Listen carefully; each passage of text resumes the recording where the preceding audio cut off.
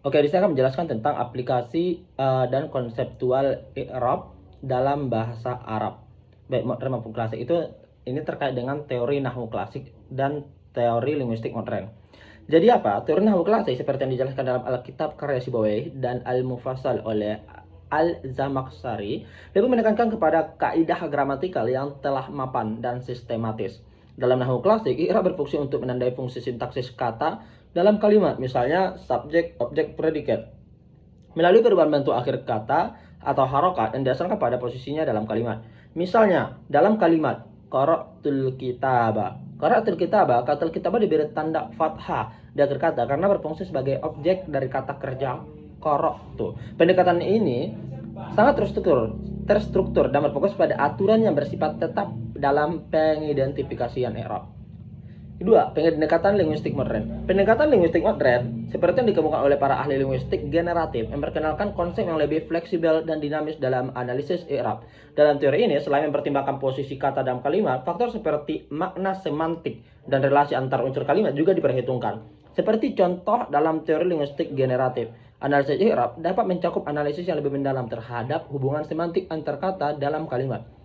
Bukan hanya melihat pada posisi kata secara sintaksis, kalimat qara'tul kitaba dapat dianalisis dan memperhitungkan makna kontekstual dari kalimat tersebut dalam situasi tertentu, bukan hanya berdasarkan kaidah dalam bentuk harokat. Jadi perbandingan antara teori nahwu klasik dan linguistik modern dalam analisis perbandingan terdapat beberapa hal yang dapat disimpulkan. Keteraturan versus fleksibilitas. Teori nahwu klasik lebih mendekatkan pada keteraturan dan ketetapan dalam kaidah i'rab yang mengharuskan penggunaan harokat untuk menunjukkan fungsi sintaksis secara pasti. Sebaliknya, linguistik modern lebih fleksibel dalam menganalisis i'rab dengan memperhatikan makna semantik yang lebih luas dan hubungan antar unsur dalam kalimat, bukan sekadar posisi kata. Contoh kalim fi tahlilil jumlah. Misalnya, qara'at talibu al-kitaba. يظهر الفرق بين المدرسات النحوية التقليدية والمقاربة اللغوية الحديثة من منظور النحوي الكلاسيكي. الجملة تتكون من قرأ فعل ماضي الطالب فاعل مرفوع وعلامة رفعه الضمة الظاهرة الكتاب مفعول به منصوب وعلامة نصبه الفتحة الظاهرة. يتم التركيز في هذا المنهج على علامة الإعرابية الثابتة التي تبين الوظائف النحوية الكلمات داخل الجملة أي تعبر أي ليس تعبر تغيير في هذه العلامات قد يحدث خللا في المعنى كما في المثال قرأ الطالب الكتاب ففي هذا السياق يصبح الطالب مفعولا به والكتاب فاعلا. ذلك معناها قرأ الطالب الكتاب. إذا معناها متغير مما يغير المعنى ويضعف التركيب النحوي معناه يضعف التركيب النحوي. أما في المقاربة اللغوية الحديثة فإن التحليل لا يقتصر على البنية الشكلية والإعراب بل يتناول الوظائف الدلالية والعلاقة بين عناصر الجملة. ينظر إلى قرأ على أنه فعل يدل على حدث الطالب يمثل العامل الفاعل الدلالي. الكتاب يمثل متأثر بالفعل. وبذلك تركز المقاربة الحديثة على بينة العميقة والمعنى المقصود في السياق وترى الفرق التداولة أكثر من التركيب السطحي فقط. Jadi maksudnya adalah qara'at talibu al-kitaba. Itu yang sering kita dengar gitu. Dan kita jarang banget dengar yang qara'at taliba al-kitabu. Jadi maknanya tuh beda. Iya, atau mungkin nanti itu bisa beralih ke pragmatik. Pendekatan formal dan kontekstual. Dalam teori nahwu klasik, i'rab dilihat sebagai penanda gramatikal yang ditentukan berdasarkan aturan tetap dan struktur kalimat. Linguistik modern sebaliknya cenderung melihat i'rab lebih mendalam mengenai fungsi kata dan kalimat yang lebih bergantung pada konteks pemakaian bahasa. Contoh narasi ilmiah dalam bahasa Arab berdasarkan perbandingan antara pendekatan formal dan kontekstual dalam teori al-i'rab. Misalnya ini. في النظرية النحوية الكلاسيكية ينظر إلى الإعراب على أنه علامة نحوية شكلية تحدد وفق قواعد الثابتة داخل بناء الجملة، فكل كلمة تعرب بناء على موقعها النحوي في التركيب دون النظر كثيرا إلى السياق العام الكلام. على سبيل المثال في الجملة أكل الولد التفاح، أكل الولد التفاح، إذا معناها يعرب الولد فاعلا مرفوعا والتفاحة مفعولا به منصوب بناء على موقع الكلمة فقط. أما في الثانية الحديثة فإن الإعراب لا يفسر فقط بوصفه علامة الشكلية، بل ينظر إليه على أنه ظاهرة لغوية، على أنه فقط ظاهرة لغوية تؤثر بالسياق الذي تستعمل فيه اللغة، فقد تحليل وظيفة الكلمة بحسب السياق العام أو المقصد الخطابي للمتكلم. فمثال الجملة في الدرس قرأ محمد القصيدة بصوت عال.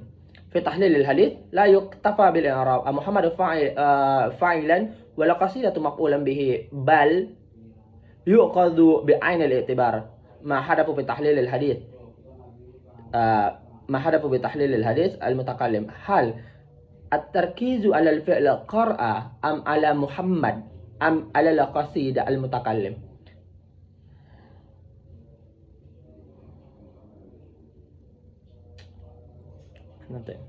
في تحليل الحديث لا يكتفي بالإعراب محمد فاعلا القصيدة مفعولا به، بل يؤخذ بعين الاعتبار ما حدث المتكلم، هل تركيز على الفعل قرأ أم على محمد أم على القصيدة. التحليل الدلالي itu dari semantik, wal khatabi itu dari misalnya dari pragmatik nanti ada yasbahu aktsar ahamiyatu min tahlil at-tarkib al-bahth.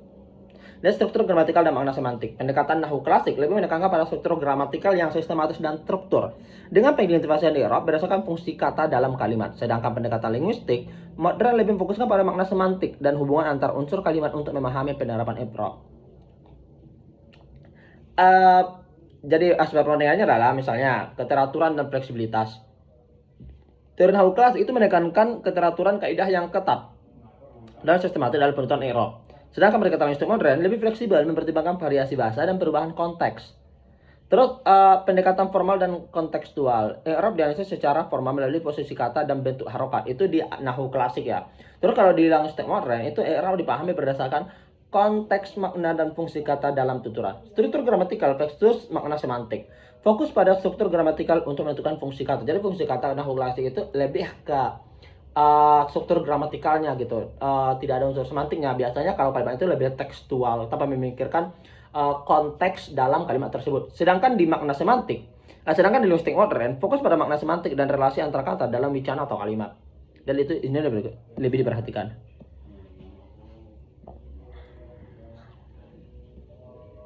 Oke, contoh misalnya, dalam perjalanan teks-teks Arab, pemahaman mengenai i'rab dan kehidupan kata ini sangat penting. Teori nahwu klasik membantu penerjemah untuk memastikan ketepatan dalam menerjemahkan struktur kalimat secara gramatikal. Sementara pendekatan linguistik modern memberikan konteks yang lebih luas sehingga penerjemah dapat menangkap makna yang lebih mendalam dan relevan dari teks Arab. Oke, keterbatasan dan kebaruannya adalah keteraturan dalam hal yang hanya mencakup analisis perbandingan antara nahwu klasik dan linguistik modern. Oleh karena itu, hasil yang ditemukan mungkin belum sepenuhnya mencakup semua aspek dari i'rab dan sintaksis bahasa Arab. Dan penelitian ini memberikan kebaruan yang memberikan wawasan komparatif yang lebih mendalam mengenai i'rab dan konteks kedua pendekatan. Dari penelitian ini dapat disimpulkan bahwa penerapan teori nahwu klasik dan linguistik modern dalam analisis i'rab memiliki kekuatan dan keterbatasan masing-masing. Keduanya saling melengkapi dan memberikan pemahaman yang lebih komprehensif mengenai struktur sintaksis bahasa Arab. Penggunaan kedua pendekatan ini dalam pengajaran dan penerjemahan bahasa Arab dapat memberikan manfaat yang besar untuk memahami struktur gramatikal maupun makna semantik dari teks-teks Arab. Jadi pada intinya adalah sintaksis Arab klasik itu lebih mementingkan struktur dan lebih melihat kepada gramatikal. Mereka tuh nggak melihat makna semantik itu ataupun dari sisi pragmatiknya itu nggak dilihat gitu. Jadi secara terangan itu lebih mementingkan pada kontekstualnya. Itu kalau misalnya nahwu klasik. Tapi kalau misalnya linguistik modern itu melihat kepada makna semantiknya, apa yang disampaikan, terus dalam bentuk konteks apa, itu nanti bakalan dibahas secara lebih mendalam atau lebih pragmatik gitu. Jadi intinya adalah pembelajaran i'rab tidak hanya mengacu pada pola-pola tradisional, tapi juga mempertimbangkan aspek semantik dan pragmatik agar pemahaman siswa menjadi lebih kontekstual dan aplikatif. Jadi pembelajaran nahwu ataupun i'rab tersebut itu bukan hanya sekedar mempelajari tentang gramatikal atau misalnya pola-pola tersebut, tapi dia juga menyarankan agar dilihat dari linguistik modernnya gitu, seperti ada misalnya gramatikal Arabnya, terus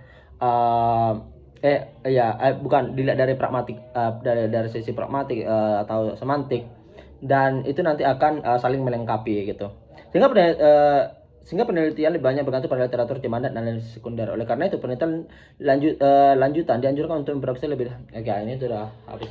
Jadi pada intinya adalah jadi ketika misalnya nanti diarahkan untuk menerjemahkan sesuatu, jadi kita nggak semata-mata hanya terikat dengan tekstual. Jadi ketika menerjemahkan sesuatu, kita tidak terikat dengan tekstual, tapi kita melihat pada bentuk kontekstual. Mungkin itu nanti akan kita pelajari. Thank you.